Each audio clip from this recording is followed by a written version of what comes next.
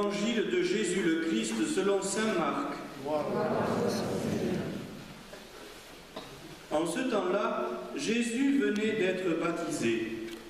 Aussitôt, l'Esprit le pousse au désert et, dans le désert, il resta 40 jours, tenté par Satan.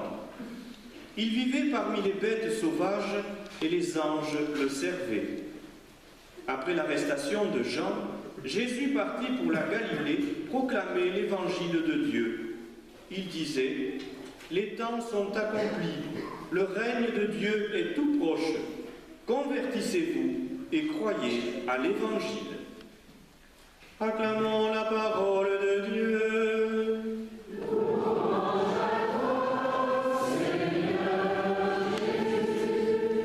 Vous savez, un temps de conversion, et avec les prêtres du doyenné, nous avons pensé qu'il serait bon, pendant tout ce temps de carême, de parler du sacrement du pardon, à la lumière des textes que nous entendrons chaque dimanche de carême.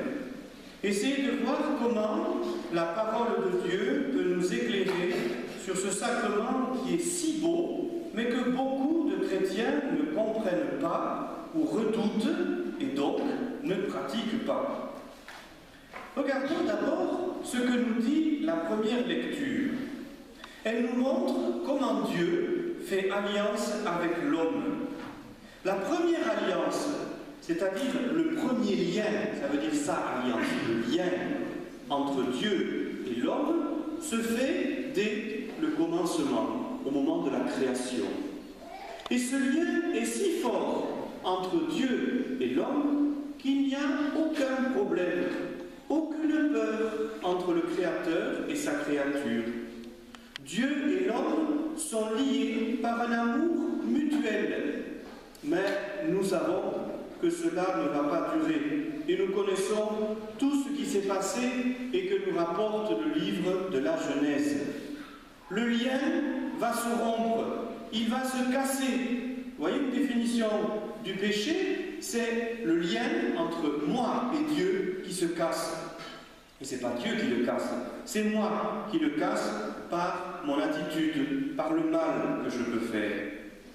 Le récit de la Genèse nous dit que le mal entre dans le cœur de l'homme au fur et à mesure que l'homme se sépare de Dieu. Et le récit de la Genèse, à un moment donné, dit même que le mal est si grand dans le monde, que la méchanceté de l'homme est telle que Dieu décide de purifier le monde. Et c'est l'histoire du déluge.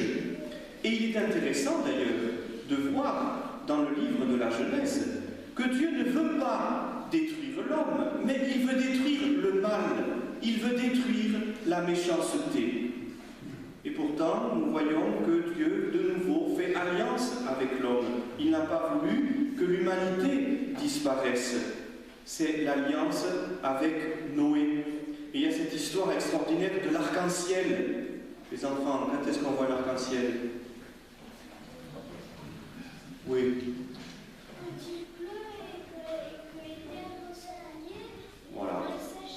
Voilà, quand il pleut, que la pluie va s'arrêter, paf, il y a un arc-en-ciel. Voilà, hein, c'est beau. Et cet arc-en-ciel, eh bien, dans le livre de la Genèse, on nous dit que c'est le signe de Dieu qui fait alliance avec l'homme. Jésus, nous le savons, va être envoyé dans le monde pour nous sauver. Mais cette venue du Seigneur va être annoncée tout au long de l'Ancien Testament par toutes ces alliances que Dieu va faire avec l'homme. Parce que ce qui est extraordinaire de voir dans la Bible, c'est que le Seigneur ne se décourage jamais. Chaque fois, l'être humain, il veut se débrouiller tout seul. Il dit, oh mon Dieu, mais tu m'énerves. Toutes tes lois, ça ne m'intéresse pas. Je ne veux en faire qu'à ma tête. Et puis chaque fois que l'être humain agit ainsi, qu'est-ce qui se passe? C'est la catastrophe. Et dans la Bible, on voit que chaque fois que l'être humain se coupe de Dieu, eh bien, il est malheureux. Et c'est le mal qui grandit dans son cœur. Mais au contraire, chaque fois qu'il revient vers le Seigneur, qu'il refait alliance de nouveau avec le Seigneur, eh bien, c'est la joie, c'est la vie qui renaît. Donc voilà ce que nous dit l'Ancien Testament, ce que nous rappelle cette première lecture, ce récit de l'alliance que Dieu fait avec Noé. Et puis le psaume. J'espère que vous avez écouté le psaume qui nous a été brillamment chanté. Dans ce psaume, il nous est dit ceci. Écoutez bien. Tu es le Dieu qui me sauve. Seigneur, rappelle-toi ta tendresse, ton amour qui est de toujours. Il est droit, il est bon le Seigneur, lui qui montre aux pécheurs le chemin. Voilà. Dieu ne condamne pas le pécheur, Dieu ne punit pas le pécheur, mais il lui montre le chemin. Comment le Seigneur peut-il donner en plénitude sa tendresse, son amour, son pardon? Comment est-ce qu'il fait, le Seigneur, pour nous montrer le chemin? Eh bien, regardons Jésus.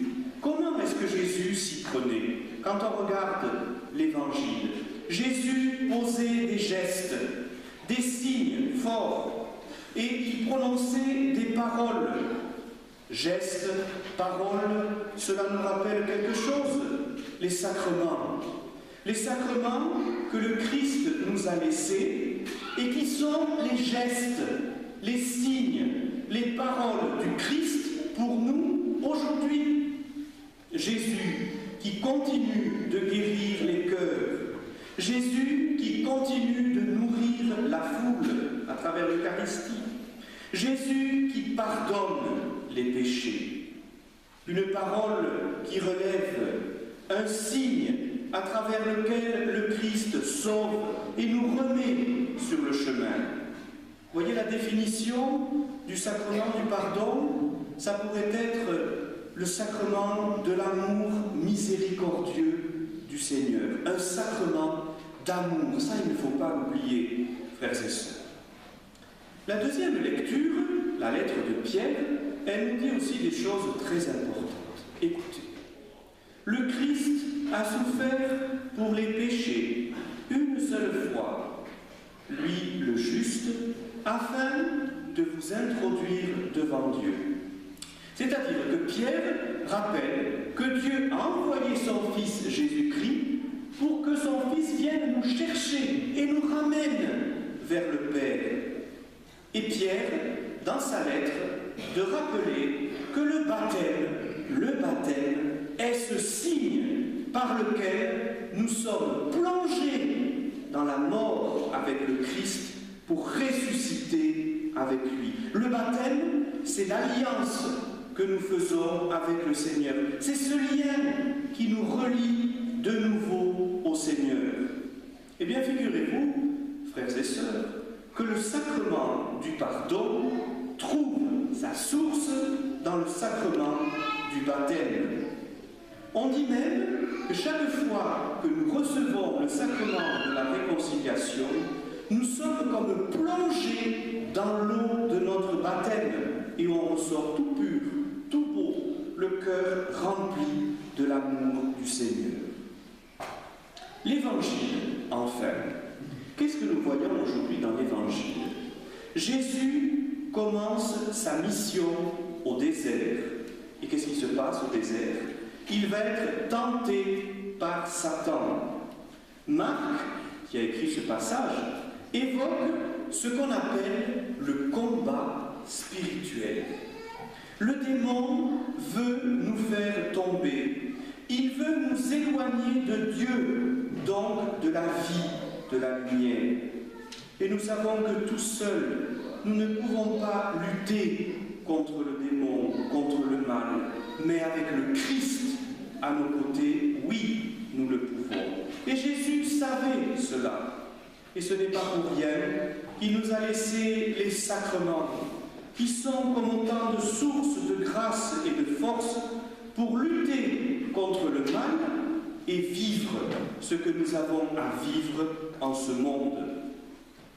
Le sacrement du pardon nous permet d'abord de reconnaître humblement que sans la grâce du Christ, nous n'arrivons pas à lutter contre nos fragilités. Vous savez, se reconnaître pécheur, c'est pas s'écraser, mais c'est reconnaître que nous sommes pauvres devant Dieu et reconnaître que nous avons besoin de sa tendresse, de son amour, en n'oubliant jamais que l'amour de Dieu est plus grand que tout le mal que nous pouvons faire, et que le Seigneur veut nous donner son amour. Il veut nous donner sa vie en plénitude. Frères et sœurs, je suis toujours émerveillé quand, avec les prêtres, nous confessons les enfants. Et d'ailleurs, ceux qui sont là, ils vont s'y préparer parce que bientôt, ils vont recevoir leur communion. Les enfants, ils sont nature, comme on dit. Alors c'est vrai, ils sont un peu effrayés. Ils se disent, voilà, mais qu'est-ce que je vais dire, tout ça. Et puis ils préparent leur cœur, avec l'aide de leur catéchiste, et il faut les voir comment ils repartent de la confession. S'ils avaient des ailes, ils vont lever. Ils sont tout heureux, tout joyeux. D'ailleurs, les enfants, vous pourrez témoigner de ça d'ici quelques mois. Et bien simplement retrouver cette simplicité de l'enfant qui va simplement vers son Seigneur, qui reconnaît ses manquements à la charité, qui reconnaît ses fragilités humblement et qui accueille l'amour de Dieu.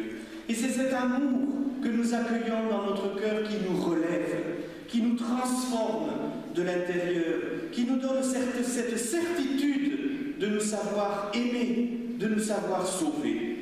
Voilà, frères et sœurs, un premier point sur ce sacrement du pardon. Tout au long du carême, nous allons le redécouvrir. Mais dites-vous bien une chose, et je termine avec cela. Lorsque nous venons vers le Seigneur pour reconnaître ses péchés, lorsqu'humblement nous lui disons nos manquements, eh bien il y a de la joie dans le ciel. Oui, de la joie. Car le Seigneur nous le dit, il y a plus de joie dans le ciel pour un seul pécheur qui se convertit, plus que pour 99 justes qui n'ont pas besoin de conversion. Amen.